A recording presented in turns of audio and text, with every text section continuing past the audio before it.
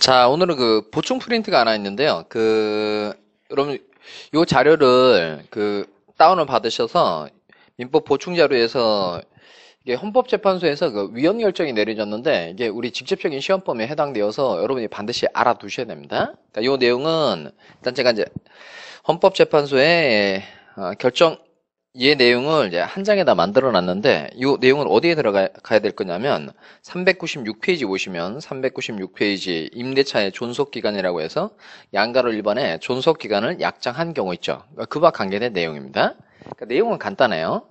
그때 공부할 때 민법상 임대차에 일단 최단 존속기간 제한 규정 요거 있다 없다 이거 배웠죠?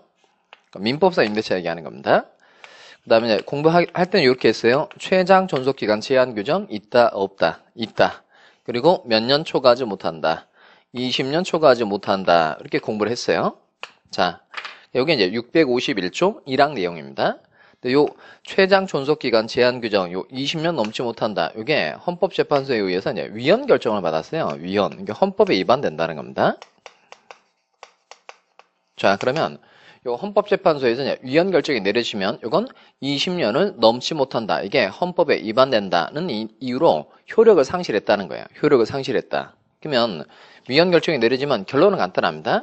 그러니까 최장 존속기간 제한 규정에 대해서 이제 위헌 결정이 내려졌으니까 이제 이렇게 되는 거예요. 위헌 결정 때문에 요 최장 존속기간 제한이 있다는 거예요, 없다는 거예요. 없다는 거예요. 그러니까 결론은 이제 우리가 알아야 될 내용은 제일 밑에 결론 부분에다 제가 만들어 놨어요. 거기 뭐 결정 요지 뭐 그냥 한번 읽어보시고 시험에 제일 필요한 건 요 끝입니다. 민법상 임대차에도 최장 존속기간 제한이 있다 없다? 없다는 겁니다. 그래서 결론적으로 건물 임대차든 토지 임대차든 간에 당사자는 20년 넘게 약정을 할 수 있다 없다? 있다예요. 있다. 원래 20년 넘으면 안 되는데 이게 위헌 판정을 받았으니까 최장 존속기간 몇 년 넘지 못한다. 이게 없어졌다는 거예요. 그래서 건물 임대차든 토지 임대차든 다 20년을 넘게 당사자가 약정할 수 있다 없다? 있다는 겁니다. 있다. 자, 그 결론 정도 알아두시면 되겠습니다. 자, 그 다음에 이제 오늘 이제 해야 될 내용으로 가죠. 326페이지 와서 청약과 승낙의 의사표시의 합치 이 중에 요 지난 시간에 청약을 하다 말았죠. 자, 그럼 지난번 하고 이제 이어서 같이 계속 해보겠습니다. 계약이 성립하는 가장 전형적인 경우는 이제 청약과 승낙의 의사표시가 합치돼서 이루어지는 거. 이게 제일 많죠. 그러니까 청약은 법률 사실, 승낙도 법률 사실이에요. 자, 일단 청약은 일방적 의사표시이다. 이러면 O예요, X예요? O죠. 그 다음 청약은 확정적 의사표시이다. 이것도 맞습니다. 그러니까 요 청약하고 청약의 유인이 좀 다르죠. 청약은 그에 대응하는 승낙만 있으면 곧바로 계약이 성립하게 되는데 청약의 유인의 경우에는 유인을 한 사람이 최종적으로 다시 승낙을 해줘야 계약이 성립하게 돼요. 그 시험 문제와 관련해서 이제 자판기 설치, 정찰 가격을 붙인 상품의 진열 이건 청약으로 보고 푸셔야 됩니다. 자, 그 다음에 효력으로 가봅시다. 자, 요 청약은 상대방 있는 의사표시다, 없는 의사표시다. 있는 의사표시죠? 그러니까 상대방에게 뭐한테 도달한 때 효력이 생겨요. 뭐한테 도달한 때 효력이 생긴다. 그러면 요 도달의 효력과 관련은 두 개인데 먼저 청약은 상대방에게 도달하면 형식적 효력이라고 해서 철회하지 못한다는 겁니다. 계약의 청약은 이를 철회하지 못한다. 이걸 청약의 구속력이라고 그래요. 그럼 청약을 하고 난 다음에 함부로 철회할 수 없도록 하고 있는 건 누구를 보호해주기 위해서 그렇다. 요거 상대방 보호해주기 위해서 그렇다는 겁니다. 그 다음에 실질적 효력이라고 해서 승낙적격이라는 게 있어요. 승낙적격. 자, 여기 일단 그 승낙적격이라는 단어를 보면 이게 그 승낙과 연관되어 있는 단어처럼 보이는데 승낙하고 승낙적격하고는 아무런 상관이 없어요. 이 승낙적격은 청약과 관계된 내용이다. 아니면 승낙과 관계된 내용이다. 청약과 관계된 내용입니다. 그러니까 이 승낙적격이 말하자면 이제 이거예요. 승낙을 적합하게 만들어주는 자격. 이게 이제 승낙적격인데 승낙을 적합하게 만들어준다. 이게 이제 계약을 성립시켜준다 이 뜻입니다. 그다음 자격이라는 말의 원뜻이 이제 힘을 얘기하는 거예요, 여기서는. 그래서 승낙적격 요놈은 계약을 성립시킬 수 있는 힘을 얘기하는 겁니다. 계약을 성립시킬 수 있는 힘. 근데 이 계약을 성립시킬 수 있는 힘을 청약이 가지고 있다, 승낙이 가지고 있다, 청약이 가지고 있다는 겁니다.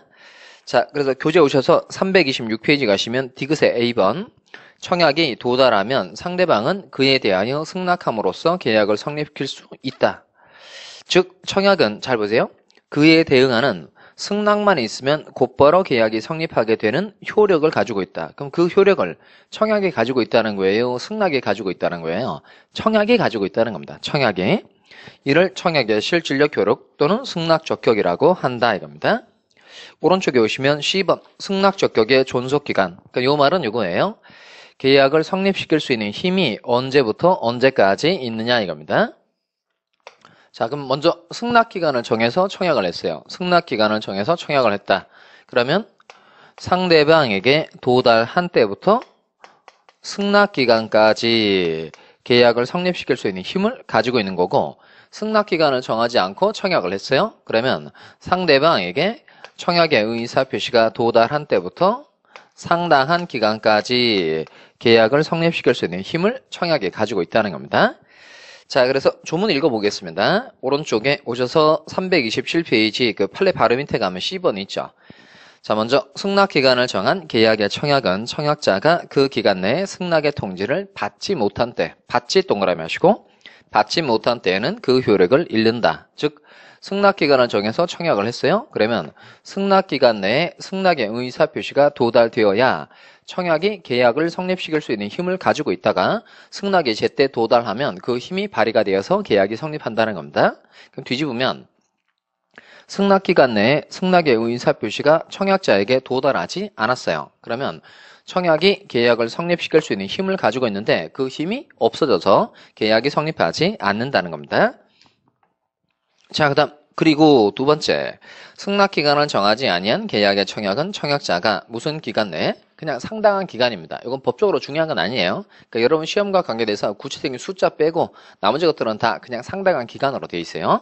상당한 기간 내에 승낙의 통지를 받지 못한 때에는 그 효력을 잃는다. 역시 받지 동그라미 하시고, 그럼 승낙기간을 정하지 않고 청약을 하였다. 그러면 상당한 기간 내에 승낙의 의사표시가 청약자에게 도달했어요. 그러면 청약이 계약을 성립시킬 수 있는 힘을 가지고 있는데 상당한 기간까지 승낙의 의사표시가 도달이 되면 이 청약의 힘이 발휘가 되어서 계약이 성립하게 된다는 겁니다.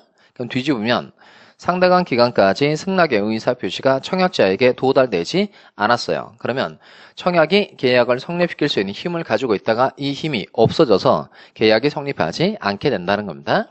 잘 기억하셔야 될 게 계약이 성립하고 성립하지 않는 이유는 청약 때문이다, 승낙 때문이다, 청약 때문입니다. 그럼 도대체 청약에 어떤 힘이 있기 때문에 계약 성립 여부를 좌지우지하는 걸까요? 요것 때문에 그렇다는 겁니다. 청약에는 뭐가 있다? 승낙 적격이 있다. 즉 계약을 성립시킬 수 있는 힘이 있다는 겁니다. 자, 여기까지가 이제 청약 내용이고요. 그 다음에 승낙 쪽으로 가봅시다. 일단 서술 부분에 니은번 승낙도 역시 의사표시니까 어디에 해당한다? 법률, 사실. 그 다음에 승낙의 요건 잘 보셔야 되죠. 일단 기억, 승낙은 내심의 결의만 가지고는 안 되고, 즉 효과 의사를 결정하는 것만 가지고는 안 되고 겉으로 표시가 돼 주셔야 됩니다. 그 다음에 니은번 승낙은 청약에 뭐와 일치된다? 내용과 일치되죠. 내용 동그라미 하시고, 내용 요게 무슨 합치 말하는 거죠? 객관적 합치 말하는 거죠. 그 다음 중요합니다. 승낙자가 청약에 대해서 조건을 붙이거나 변경을 가해서 승낙했다. 조건 동그라미 하시고 변경 동그라미 하시고, 그러니까 조건을 붙이거나 변경을 가한 승낙은 어떻게 처리가 된다. 항상 조문대로 기억합니다. 청약 거절과 동시에 새로 청약한 것으로 본다. 이렇게 돼 있어요. 다시 청약 거절 빠뜨리시면 안 돼요. 청약 거절과 동시에 새로 청약한 것으로 본다. 이렇게 돼 있습니다. 자, 그 다음에 그 밑에 가서 디귿번 승낙은 반드시 누구에 대해서 하여야 한다. 특정의 청약자에 대해서 하여야 한다. 따라서 불특정 다수인을 상대로 승낙하는 건 있을 수 있다 없다? 없어요. 왜냐하면 청약을 한 그 사람에 대해서 내가 승낙을 해줘야 돼요. 그러니까 승낙의 상대방은 반드시 특정인이어야 되고 불특정 다수인을 상대로 불특정 다수인을 상대로 승낙하는 건 불가능합니다. 자, 그 다음에 이제 그 밑에 가서 계약 성립 시기가 돼 있는데 계약